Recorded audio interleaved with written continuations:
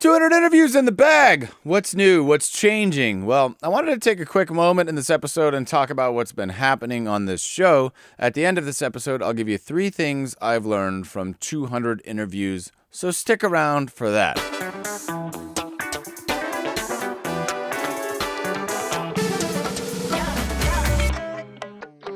After 200 interviews over 3+ years, I've learned a lot about businesses and building something from scratch, essentially in an unconventional, unpopular, or just plain unusual space.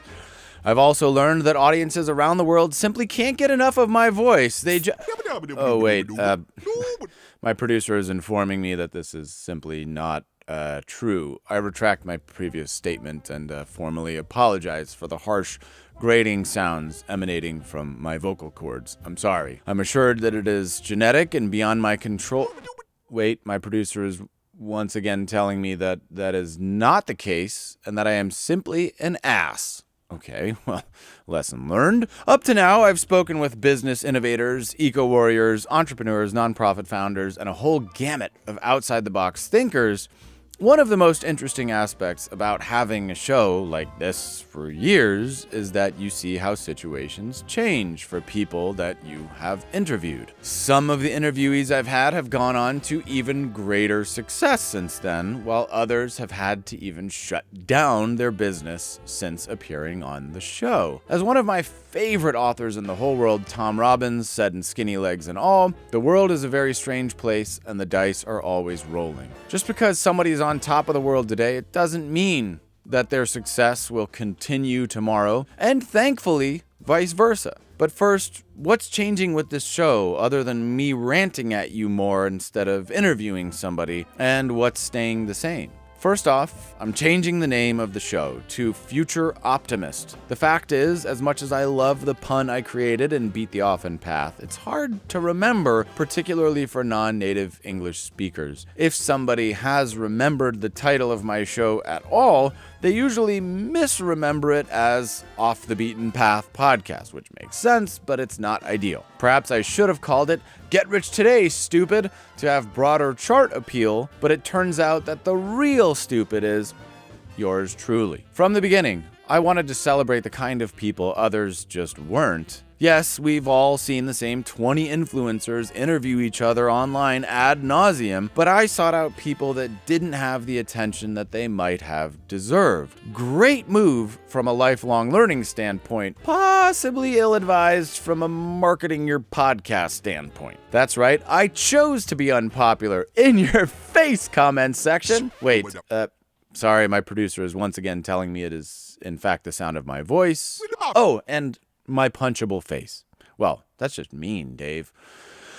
Either way, apparently not a choice. From the beginning, this show has been motivated by highlighting a different kind of success story, and more importantly, a different way of seeing the world. I've sought out the unusual in the hopes of expanding your concept of what's possible in this crazy and ever-changing world.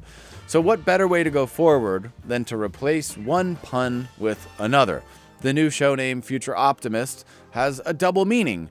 It either means one is optimistic about the future, like if I called myself a business optimist, or it means one who isn't yet an optimist, like if we write future millionaire on a baby's onesie. Well, I feel this new title pretty much sums it up, at least for me anyways. So why is Future Optimist relevant right now? Well, whether they're telling us the truth or not, almost all of my guests have claimed to be optimistic about the future. Some have gone so far as to say optimism is a prerequisite for being a successful entrepreneur or leader or pioneer. Myself, I'm perhaps not as convinced. It really depends on what mood you catch me in. Regardless, at this moment in human evolution, we see a world rapidly accelerating around us. We're racing down a technological path at breakneck speed, but none of us knows where it's heading. Will future generations have a better life or a worse life than us? Will technology save our species, or will it lead to our inevitable doom? Are we building our way out of the many problems facing humanity, or are we building our own demise one line of code at a time? I've often said on the show until now that I look at humanity's survival like a season of The Golden Bachelor. It's a will they, won't they, 50-50 photo finish right up until the end, in which we're just as likely to rescue ourselves from the unthinkable with our technology as we are to nuke ourselves right into it. Just like Ross and Rachel from Friends, will they get together? Wait, that show ended 20 years ago? Okay, TikTok is right. I'm officially old now. So going forward, we're going to explore some of the most relevant topics of the future with the people who are building it. But to wrap up here, what are those 3 things I promised you that I've learned from 200 plus interviews? Number 1, talking with smart, passionate people is energizing. In a world where we feel increasingly isolated and alone, making time to connect with intelligent and thoughtful human beings is always a reward in and of itself. Full stop. You are 100% unequivocally not alone. So, you got that going for you, which is nice. Number 2, no one sees the world the way you do. Your vantage point is wholly unique. No one on earth sees what you see, and no one knows what you know. Listen to advice, sure, but always bear in mind that the world is a very strange place, and the dice are always rolling. Every successful person that I've met with so far has had to execute on a vision that they had, and no one but you can create what it is that you can create. Number 3, building strange things is hard. If you're trying to do something no one has done or no one understands, don't expect the world to just instantly celebrate you right away. Now, I'm going to share a story on this point from Carl Sagan's book, The Demon-Haunted World, about Enrico Fermi, but it applies to entrepreneurship and leaders just as well as it does to military generals, so bear with me. Here's the passage, and I quote, "The Italian physicist Enrico Fermi newly arrived on American shores, enlisted in the Manhattan Nuclear Weapons Project, and brought face-to-face in the middle of World War II with U.S. flag officers. So-and-so is a great general, he was told. What is the definition of a great general? Fermi characteristically asked. I guess it's a general who won many consecutive battles. How many? After some back and forth, they settled on 5. What fraction of American generals are great? After some more back and forth, they settled on just a few percent. But imagine, Fermi rejoined, that there is no such thing as a great general, that all armies are equally matched, and that winning battles is purely a matter of chance. Then, the chance of winning one battle is 1 out of 2 or 1/2, 2 battles 1 out of 4, 3 1/8, 4 1 out of 16, and 5 consecutive battles 1 out of 32, which is about 3%. So you would expect a few percent of American generals to win 5 consecutive battles purely by chance.